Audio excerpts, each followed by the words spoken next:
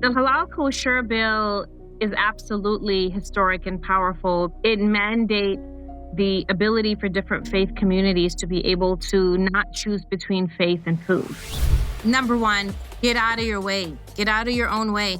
It's really not about you. If you actually have witnessed a problem and an issue that's affecting somebody that's not able to be amplified, and you can do that, you have to get out of your own way and you have to ask the right questions.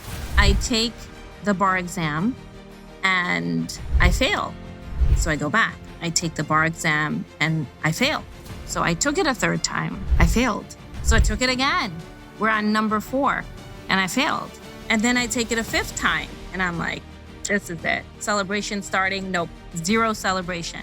Zero celebration. I fail again. I take it a 6th time and I pass.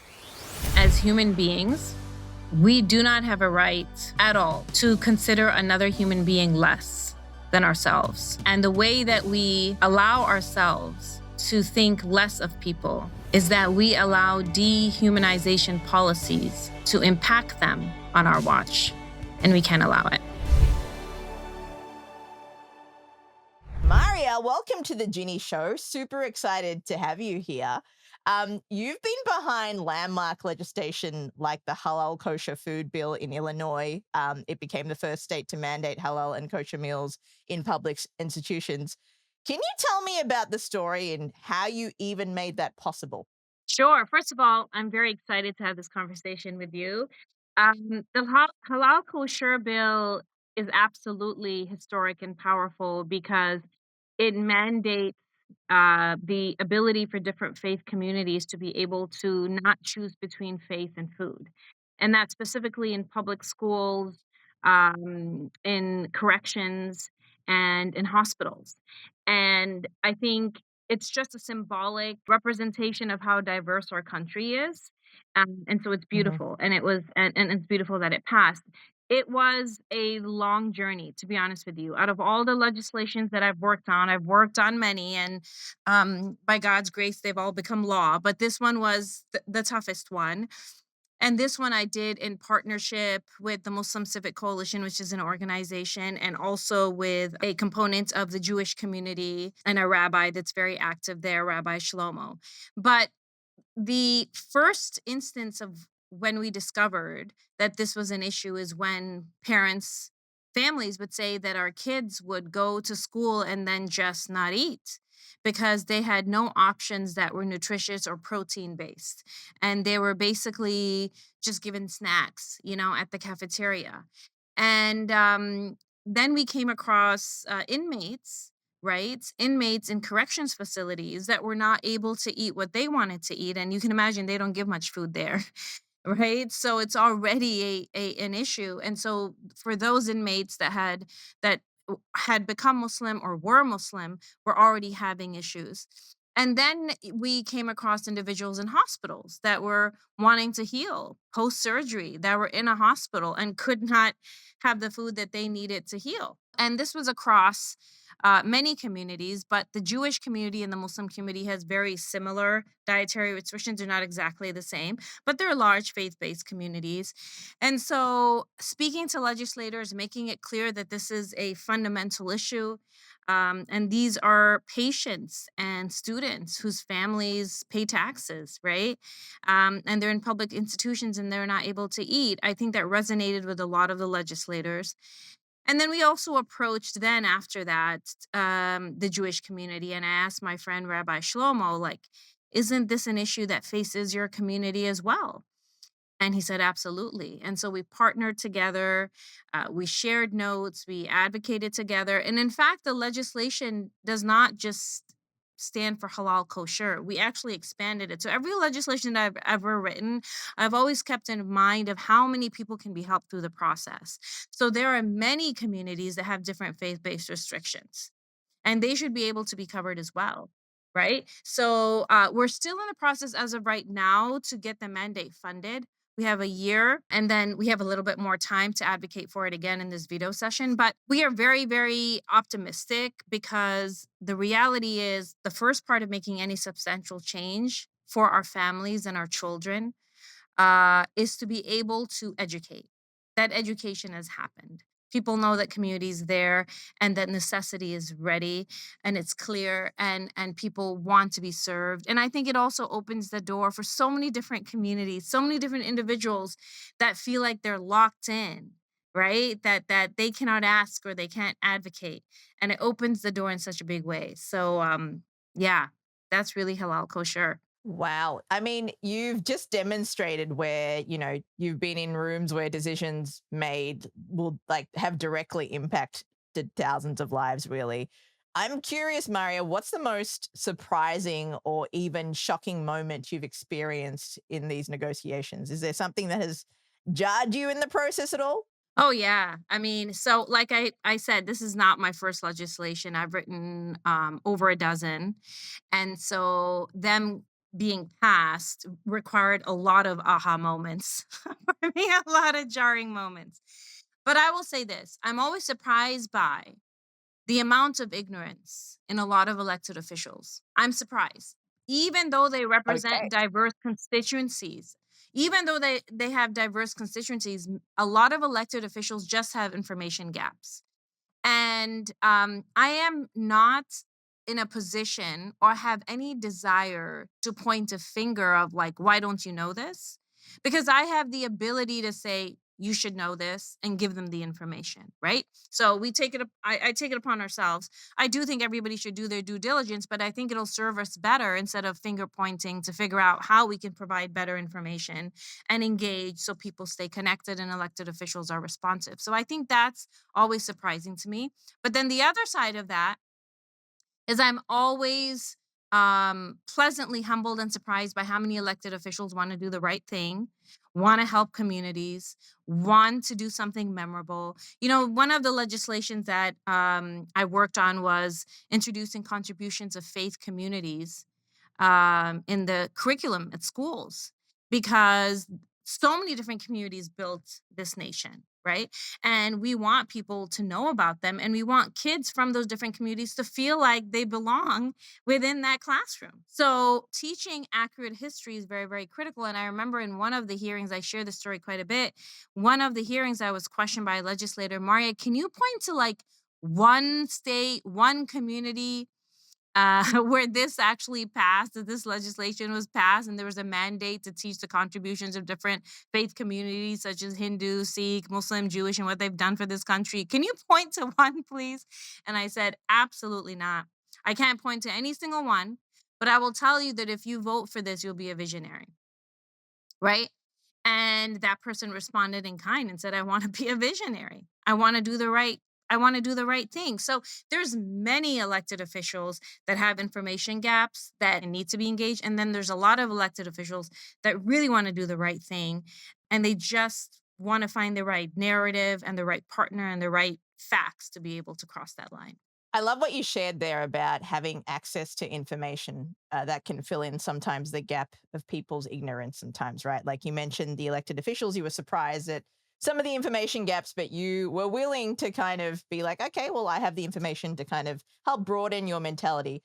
I feel like beyond elected officials, we as humanity struggle to do that. Like if there is information out there, or if there is something going on, an argument or a perceived perception, if we don't understand it, sometimes taking the due diligence isn't enough, but sometimes seeking out a way to understand it sometimes can be quite challenging with cancel culture out there and how you're going to Oh, be yeah. perceived. What are some tools that you can say? Because you seem very open and willing to kind of, all right, you see the problem. It's a very logical thinking. I have access to help solve that problem or information to let me provide you and kind of broaden your way of thinking. Can you give us some tools as to how we can navigate that really sticky gray area we seem to be butting up against as a communication tool in society today? Number one, get out of your way, get out of your own way. It's really not about you. It's not about you. It's not about how they will perceive you, what people are going to think about the questions you ask. Are you going to be seen as a troublemaker? It's really not about you. If you actually have witnessed a problem and an issue that's affecting somebody that's not able to be amplified, or people are not able to find the voice to be able to, and you can do that, you have to get out of your own way and you have to ask the right questions. I think the key thing is read beyond the headlines, diversify, and learn and get some media literacy. Read different news outlets and how they're telling the story. Then go to individuals within your community, within your state, within your county, from those communities. Visit their community centers, have those conversations. Visit a synagogue, a mosque, a Sikh temple, a Hindu temple. Get to know them as humans, find out the real story. I was having a conversation with somebody yesterday about this, and I said people would be shocked if you travel outside the US. People would be shocked at how much the youth knows outside the US about international politics and international conflicts. People around the world, youth, know about these things. You can have conversations with them on the street, over dinner table. They're well versed in geopolitical issues.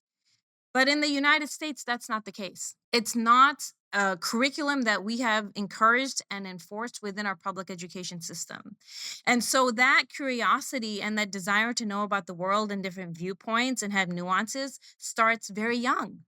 And so we have to encourage that at home at our dinner table. We have to take our kids to different places of worship and different communities. And we have to try new foods. We have to understand family members in another country are facing similar things as your family. And that's really it. Get out of your way, try some new foods, meet some people, and read beyond the headlines. That's how I would summarize that. I love that, especially the food part. I think food is such a lovely common ground for everybody, right? Like I sometimes say to some of my clients, like, if you've got nothing in common with this person, ask them two questions.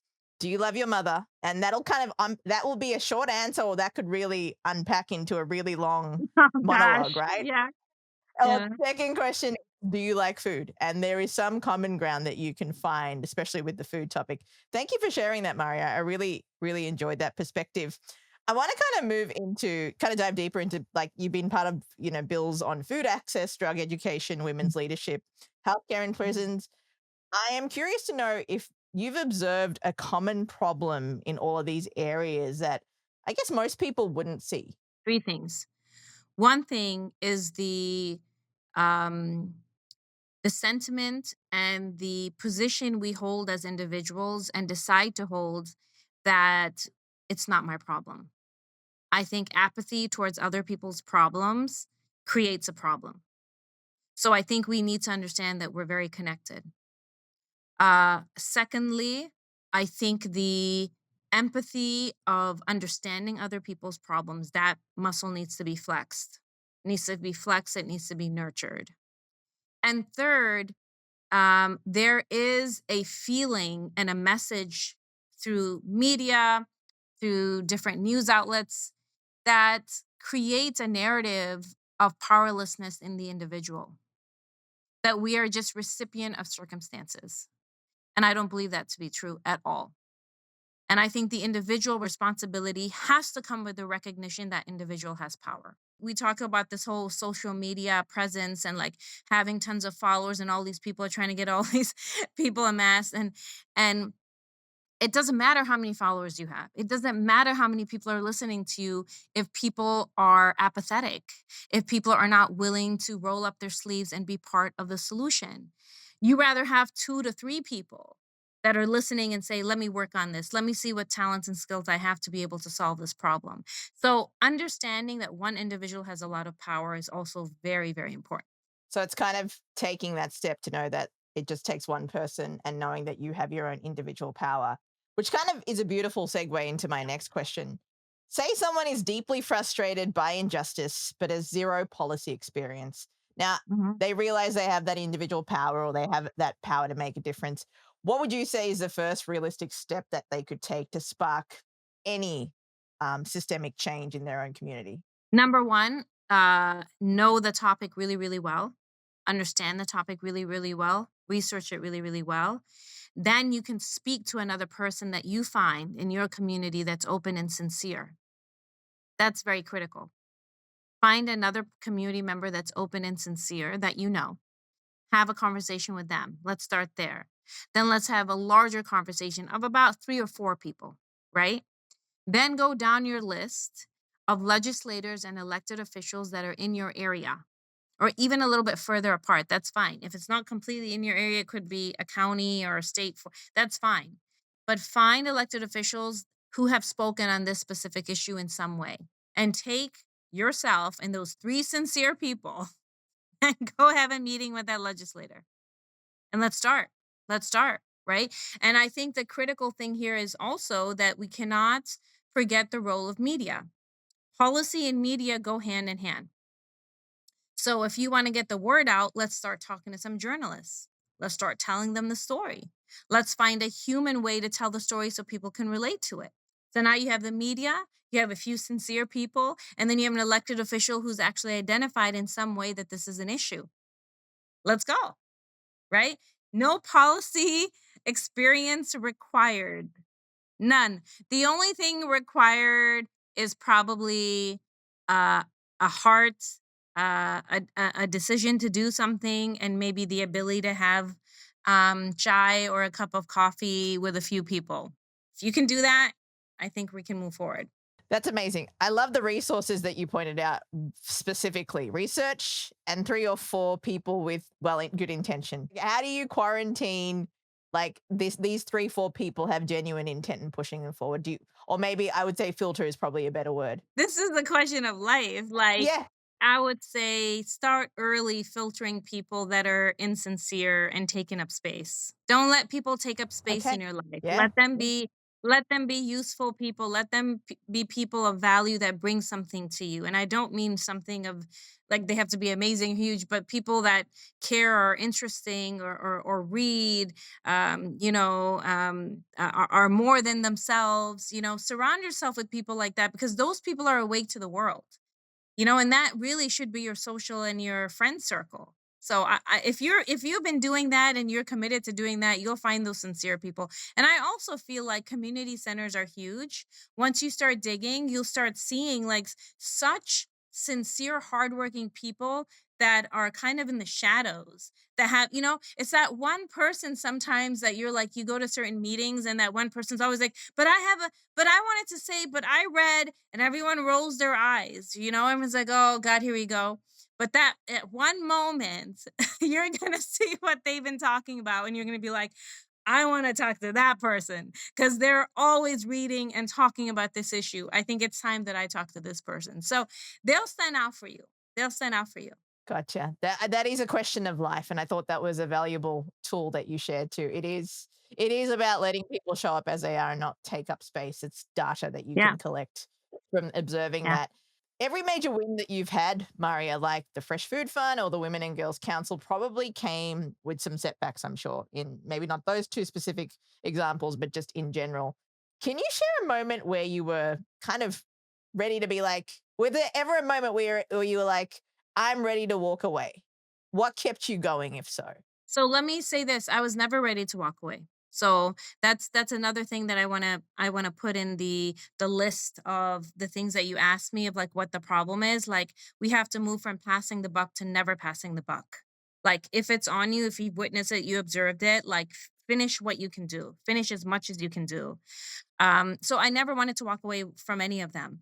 I would say this, I am not an elected official. I'm an ordinary citizen that happens to be a lawyer. However, writing legislations, you don't have to be a lawyer. They don't teach you how to write legislations in law school. So anyone who is, part of a community, um, knows what a law is and how it affects their life, good or bad. That's the only knowledge you need, really.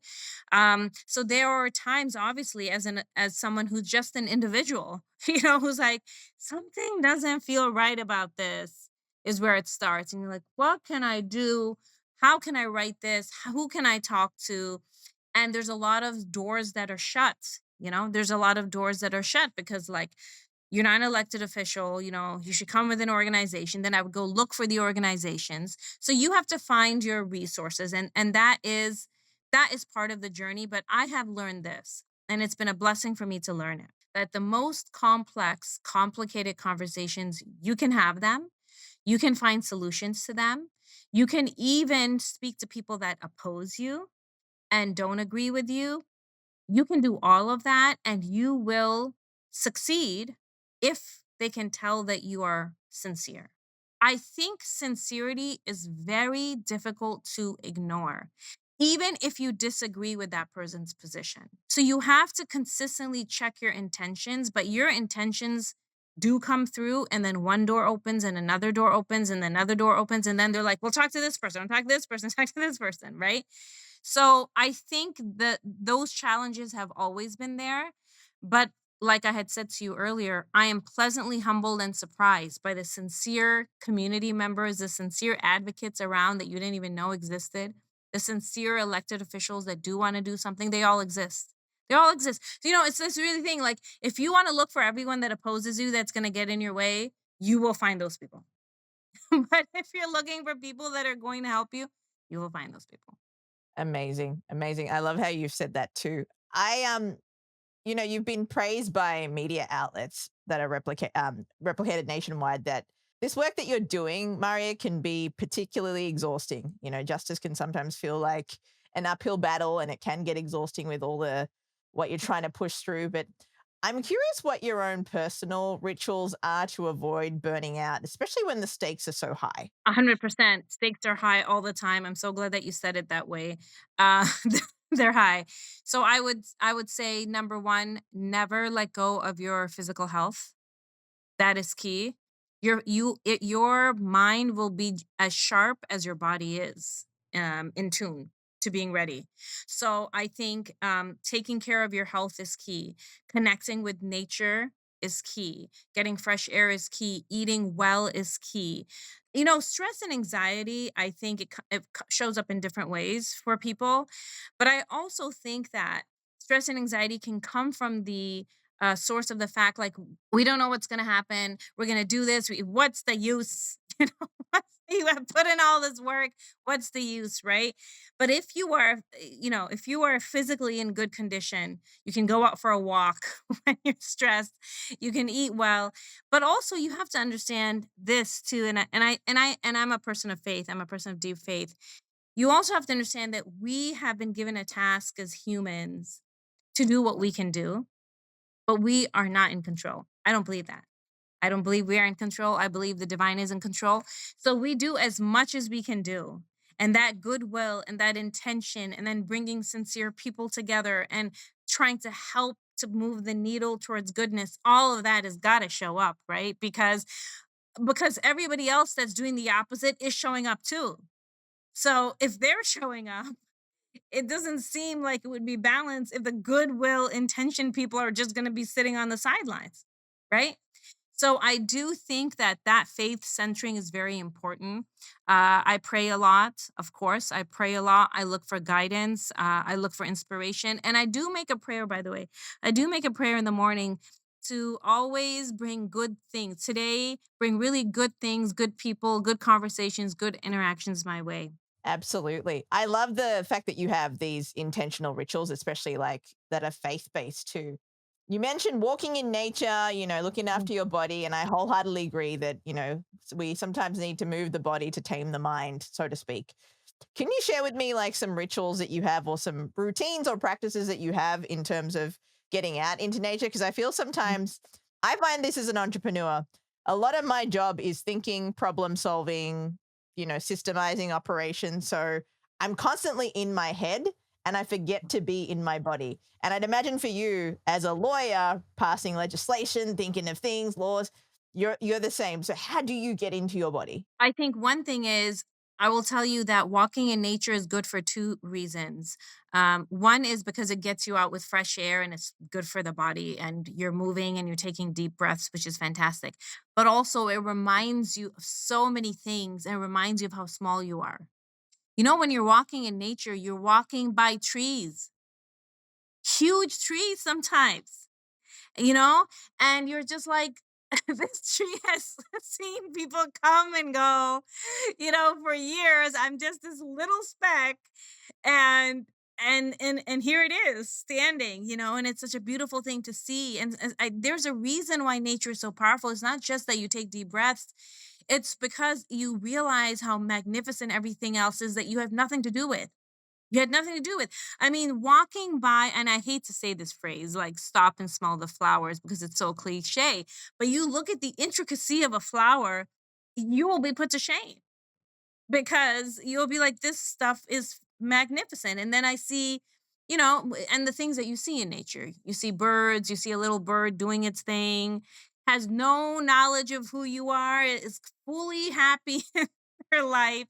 All of these things remind you how we're interconnected.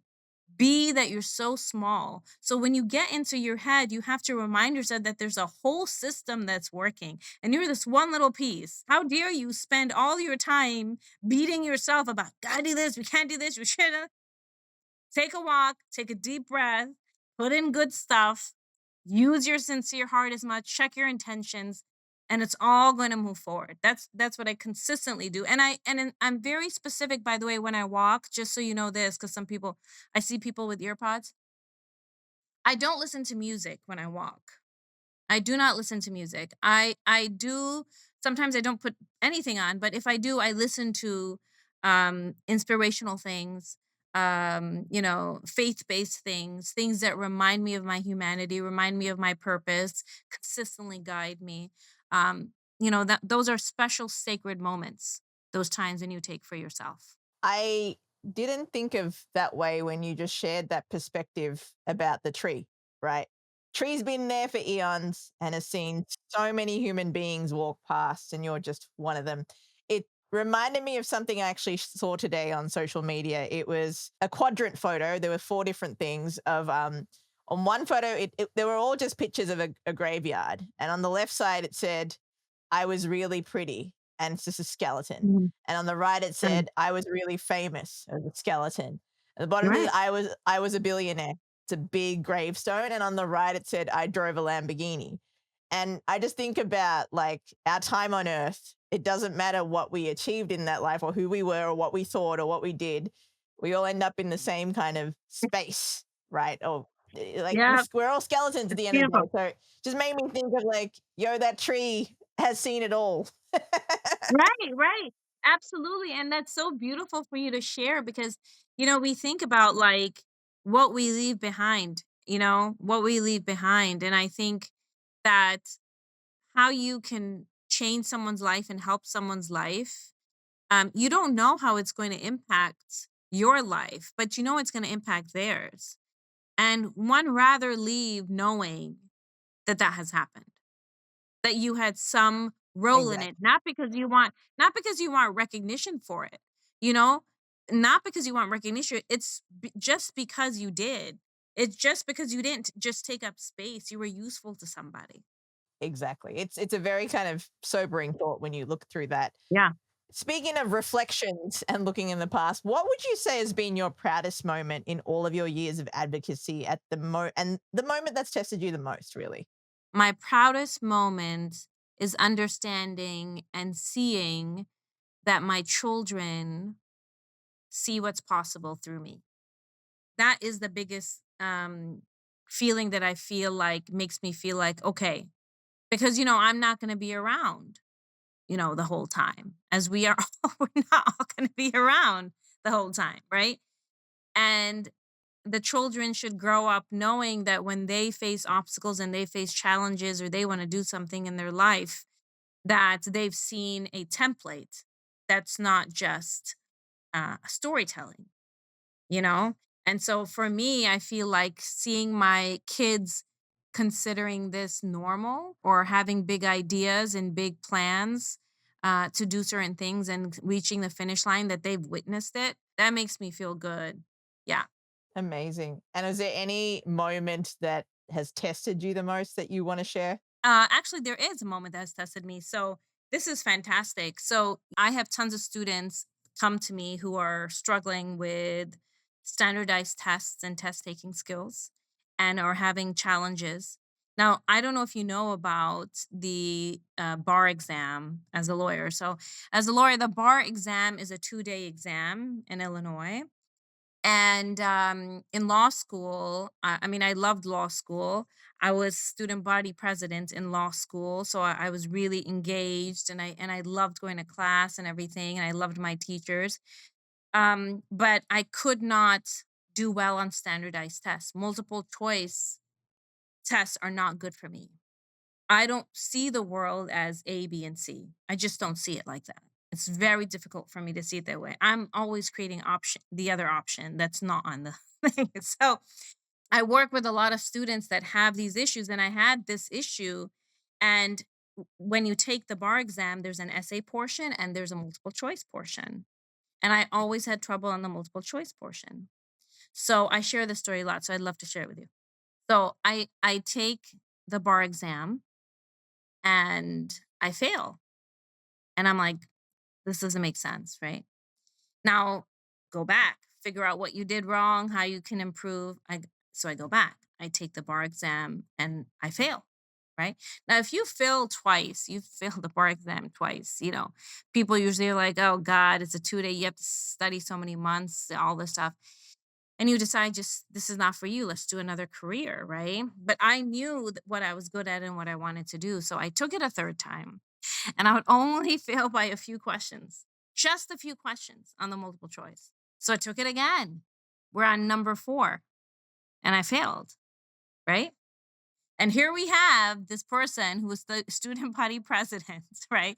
And there's like professors, that she's friends with. And now she's mentoring other students how to like take the exam because she knows it inside out and she can't pass the exam.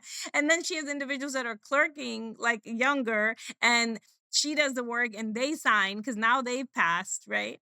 So we're on number 4. And then I take it a fifth time and I'm like, this is it. This is it. I'm gonna call mom, gonna call my dad. This is it. Celebration starting. Nope. Zero celebration. Zero celebration. I fail again, fifth time. So now I call the president of the board of admissions on the committee and I say, listen, these are all the things that I have done. And during this time, I started working on all these different things because I had to do that, right? So I was working on all these different things and I was taking the exam. And the president of the board of admissions said, gosh, we read your story. We got your letter. We shared it with the whole committee. We're so inspired by everything that you're doing. You just gotta take the test. You gotta pass the test. I take it a sixth time and I pass. So I share this and I share this proudly because it's not how many times you fail, it's how many times you decide to do it. It sounds very cliche. But that builds your resilience. And I realized very quickly what that was teaching me. One, you have to depend on yourself. 2, you have to be at it until you're out of it. And third, if you want something really bad, go ahead and prove it, right? You can't change the circumstances all the time that are set up, but you can find ways to conquer it until you can change the circumstances. I mean, look, I would love to at one point, perhaps, this is giving me an idea, write a legislation that formats the bar exam for individuals that have multiple choice issues. But it's not on my agenda. But I will tell you, like that, and it absolutely tested me. It absolutely, and I'm very proud of it, and I'm very happy to share it because when I do share it, there's so many other people that have received and internalized the message of failure to believe they don't belong and that they're not good enough or they need to change tracks when they wanted it really bad. And I just want them to know, like, don't let other people tell you what you can or cannot do. If you really want something, just get up and do it. And when you're actually in it and you're doing it, it'll build so many muscles for you, emotional resilience, mental toughness that you're going to need later, that it's going to be very difficult to shake you. So, yeah. That was inspiring what you just shared. And ironically, I was thinking about failure this morning too, especially around how we're taught about failure, especially as children, right? And our first experience of failure is typically shown to us in the education system at school, right? It's this kind of failing isn't just about a bad grade. It's about getting labeled. If you didn't pass, you weren't just behind, you were branded in some way. You're pulled into extra classes, singled out in front of your peers, not maybe purposely, but in a way you feel that energy. And it's kind of, sometimes it can feel like public shame dressed up as education. But I guess what that does teach us is that hesitancy of don't mess up, don't make don't take risks, don't give anyone a reason to think less of you. So you just don't try. And if you Yeah, fail, you're like, I did it well, and but you kind of did the opposite. You kept going, and I think failure is such a great teacher because what you learned not to do the first time, the second time, the third time, you eventually got it. You kept trying because failure is feedback, feedback is knowledge, and knowledge is wisdom, and you've just nailed that through the process. So I agree. I think failure is something that should be embraced and not feared. absolutely. And I would add another word that needs to be really deconstructed, and that's the word expert. Like, I think people that are afraid of failure also love experts. It's really funny. People who fail a lot love experts because they're like, oh, yeah, but that's an expert. The expert will tell me. Right. And so I think that we have to understand that experts are people that have failed multiple times on their path to the label expert. So don't be wowed by it. Deconstruct it. Go back, read about them, look at their resume 15 years back and see what steps they took. They were just somebody who was trying different things and got to where they were, right? So I don't like the word expert, and I love the word failing because it's all relative too. It's all relative. There's just different pathways. Absolutely. This has been an awesome conversation, Mario. I want to talk about, you've hinted at a bigger vision for global mindset shifts. If you had the world's ear for 1 minute, what would you say to spark that change? Very simple. I would say, as human beings, we do not have a right at all to consider another human being less than ourselves.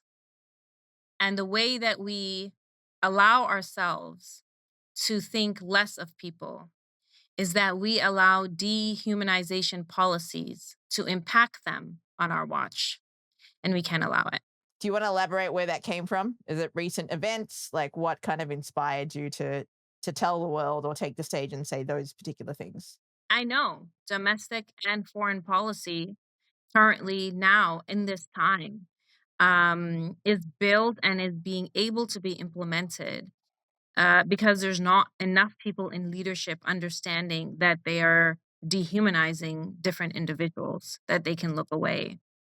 And I think that's critical, whether it be the starvation in Gaza, right? The crushing of buildings on children, whether it be taking individuals for immigration issues and allowing little kids and family members to watch their adult parents be humiliated in a dehumanizing way. These are dehumanizing policies. You are treating these people and these individuals in a way that you would never allow anyone in your family to be treated. So I think that is very, very, very critical. That's why I always say that empathy is our biggest muscle and that it's not about legalities alone. It's not about just who's right and wrong. It's about how we do what we do. That matters. That absolutely matters.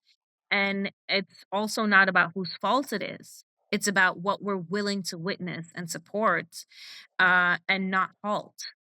So it's not about whose fault it is. It's not about legalities, specifically when we talk about dehumanization policies. Dehumanization policies reflect a lack of dignity and humanity within ourselves. And that's what we have to address. Amazing.